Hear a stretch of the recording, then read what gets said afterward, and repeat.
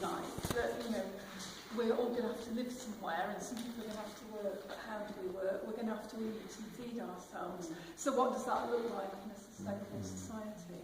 And we've started coming up with some ideas, but of course in 15 minutes, as far as we can get. But I think that's fantastic. Well done, everyone.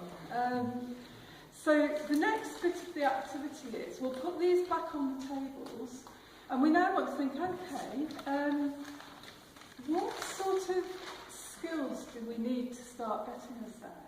And I'm using that, I don't even like the word skills, but I would say practical skills, attitudes, values, all those things. What will we need to get us there? Because that will start lead us into thinking about learning for sustainability for this sort of society, rather than just propping up the one that we've got. So you can either work on your own, or work on your own and go and interfere in other people's. And I'm going to put these stickies on the tables, and you can just literally write down the skills, like if you think resilience is one, write resilience. I don't know, any reflections on how community adult education could be having a wider impact? I think it's a bit of a theme for today in a way. That's a definition of carbon footprint. Because, you know, people ask, what's carbon footprint? And you think, well, you know what it involves, but is there that will not necessarily put you on the spot. The point I'm trying to make is that kids, for instance, could reflect on, in art, what a low carbon footprint would actually mean. And on the other hand, what, you can call it high carbon. There are tools, aren't there? You know, there are many. Yeah. One of the difficulties is that there are lots of subtly different ones, and so it's hard to have kind of Paulo Freire, and his ideas are very much revolved around collective action, so working with local people, empowering local people. So it's very much that, particularly within community education, it's very much bottom up. There's another one which is called relational environmental education, and it's different to radical because there's not so much a political element in it. People within the relational side, the intention is to develop a connection with other species, and in that connection you begin to develop a compassion. Yeah, my wandering. I think we're offering the space to do stuff in. Yes. We're offering the space to do stuff in for people of all ages. Fantastic, okay. Does anybody else have anything to raise? We can tap into various websites and put dates and things like that on.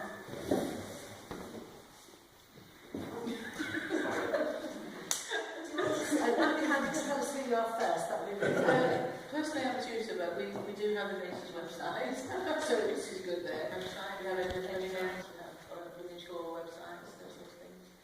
Okay, They still all give the same message. Facebook, like it, Twitter. I think this is something that the community we might think was good value or a good thing to be signing, getting involved with. You know, farmers, we've got a woodland person.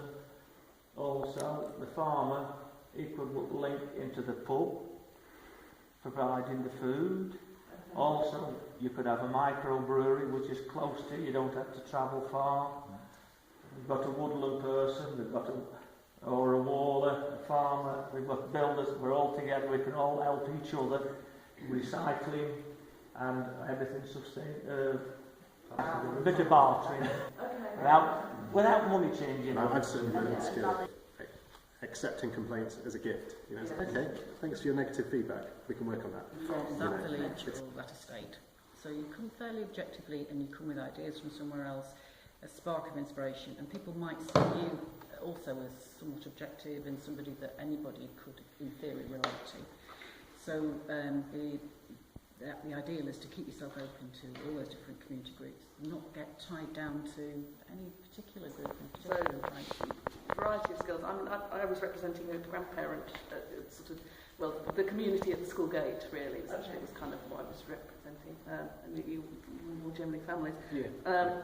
And they, it's a way of communication, passing on ideas, listening. There are lots of complainers at the school gates as well, so you're there at the school gate with us, aren't you?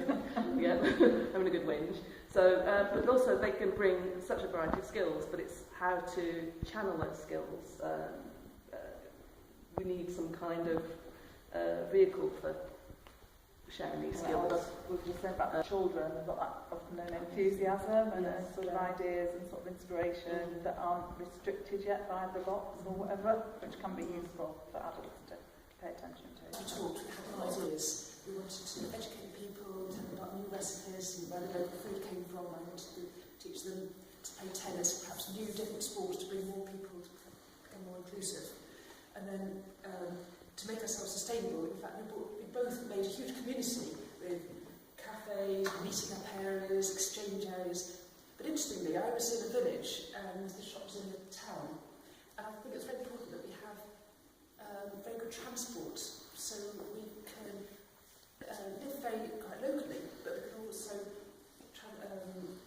travel and go to a different area to share This one was taking place on a community allotment, and it was a collaboration between a local growers group and a youth offending group. The activist. Thinking of activists, I'm thinking of teachers, but teachers aren't necessarily activists, are they? That's a really, really important question.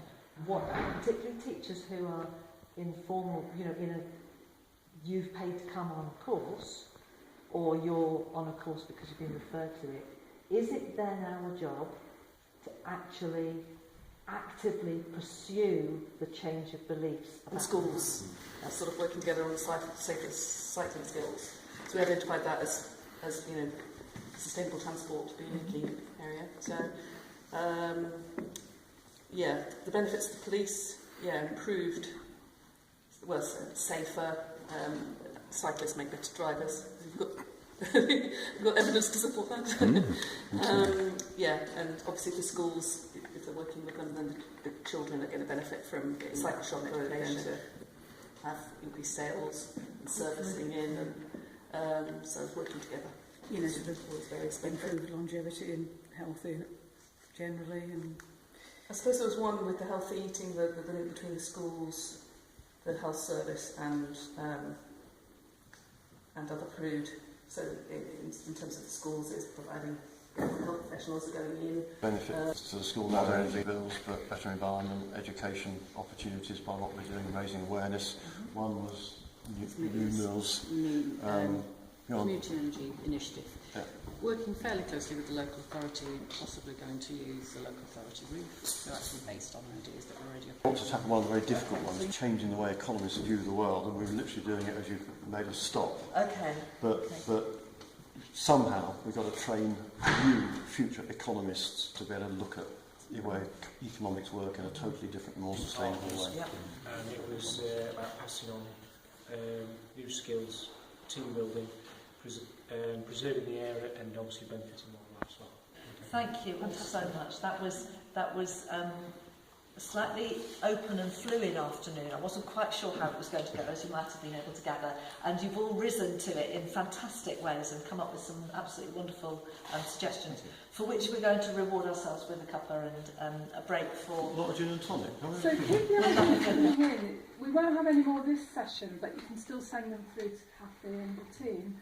And now I'd just like to hand over to Nikki, who's going to do a very quick 2-3 minute round. Amazing, just sort of being involved in some of it and popping in and out and around the groups just to listen to what everybody's been saying.